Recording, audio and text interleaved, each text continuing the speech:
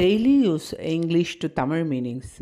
Trial சொல்லுவோமே. ட்ரையல்னா சோதனை, ட்ராவல்னா பயணம்.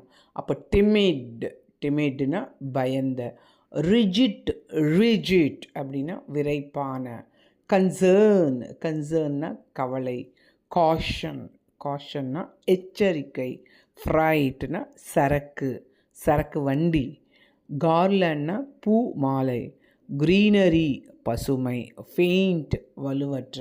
என்ன பார்த்தோம்?